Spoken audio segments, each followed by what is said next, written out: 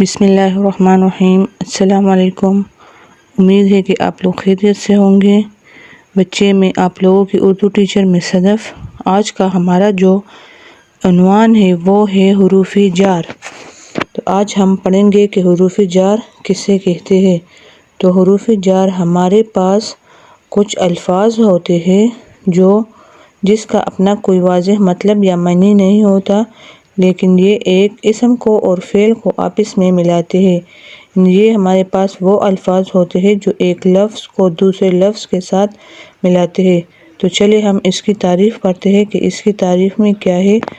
تو اس کا تعریف اس طرح ہے: وہ حروف جو اکیلے کوئی معنی نہ رکھتے ہو، یعنی اس کا کوئی مطلب نہیں ہوتا، لیکن اسم اور فعل کے ساتھ مل کر بامعنی جملے بناتے ہو، حروف جار کہلاتے ہیں۔ یعنی یہ وہ حروف ہے جس کا کوئی اپنا مطلب نہیں ہوتا، لیکن یہ اسم اور فعل کو آپس میں ملاتے ہیں اور جملے میں مکمل کرتے ہیں، یا یہ ایک لفظ کو دوسرے لفظ کے ساتھ جوڑتے ہیں، اس کا تعلق بناتے ہیں۔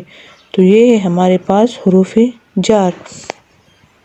حروف جار کی مثالیں ہمارے پاس ہے: سے، تک، پر، میں، اوپر، آگے، ساتھ، نیچے وغیرہ۔ یہ الفاظ ہمارے پاس حروف جار والے الفاظ ہیں۔ جب ہم اس کو جملے میں لگاتے ہیں فعل اور اسم کے درمیان، تو ہمارے پاس اس کا مطلب جو ہے وہ واضح ہو جاتا ہے۔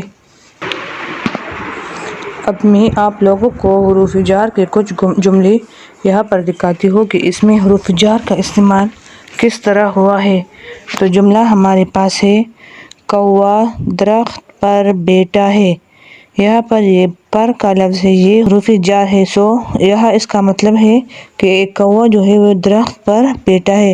اگر یہاں پر یہ لفظ نہیں ہوتا، پر نہیں ہوتا، تو جملہ اس طرح ہوتا: کوا درخت بیٹھا ہے، تو اس کا پھر کوئی مطلب نہیں ہوتا۔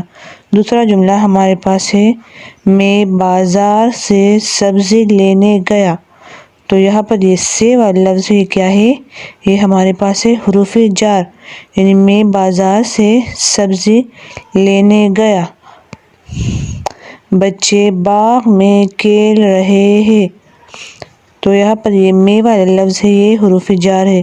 اگر اس جملے میں یہ میں نہیں ہوتا، بچے باغ کھیل رہے تھے، تو کیا یہ جملہ واضح ہوتا، یہ مکمل ہوتا؟ بالکل نہیں۔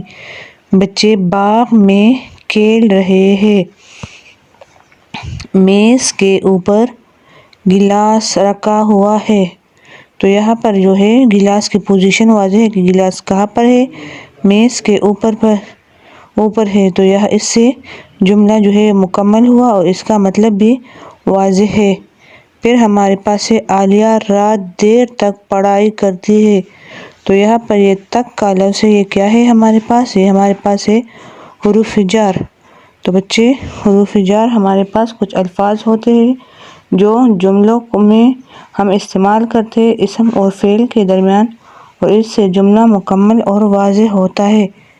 تو میں نے آپ لوگوں کے ساتھ ایک پیج شیئر کیا ہے، آپ لوگ اس کو غور سے دیکھیں اس پکچر کو، اور پھر اس کے نیچے یہ خالی جگہ پر جو ہے آپ لوگوں نے فل کرنے ہیں کہ مچھلیاں تالاب ڈیش ہے۔ تو یہاں پر کون سا لفظ آتا ہے؟ میں، پر، سامنے، اندر۔ تو آپ لوگوں نے اس 5 MCQs کو پہ اس پکچر کو دیکھ کر فل کرنا ہے۔